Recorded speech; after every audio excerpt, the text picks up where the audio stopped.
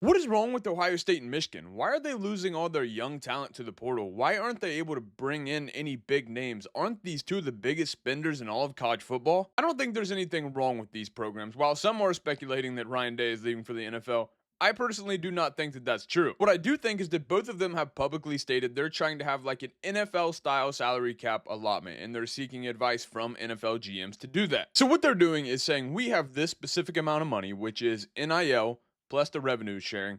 How would we allocate it in percentages like we are an NFL team? And everybody thought that sounds like a really, really good idea and a fair way to distribute the money. Here's the problem that NFL GMs don't run into.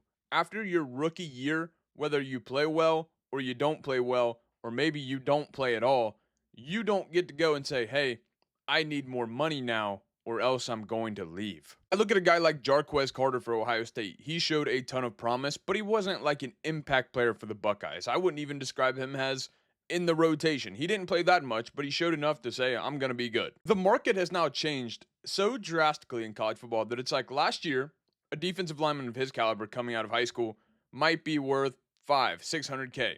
Now, it might be worth 8 or 900K. So now you got a guy like Jarquez Carter sitting there and saying, wait a minute, there are 4 stars coming out of high school getting paid 800K, and I'm getting paid 600K, and I think I'm better than those guys. If you're looking at Michigan, they lost some guys that played early and could probably turn into good players, like a Jordan Young, like a Jaden Sanders. They're probably doing the same thing. The market changed so much over 1 year.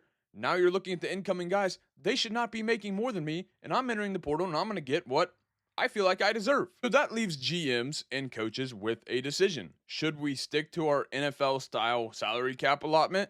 Should we distribute money the way that we planned? Or do we have to go out of our way to change things because we need Bo Jackson to stick around, not only for on field performance, but for our reputation? It is quite the conundrum, and I think a lot of schools, Ohio State and Michigan included, are kind of scrambling to figure it out right now because do they have a lot of money? Yes, but they plan to spend that money in a very specific way, and things clearly are not going according to plan.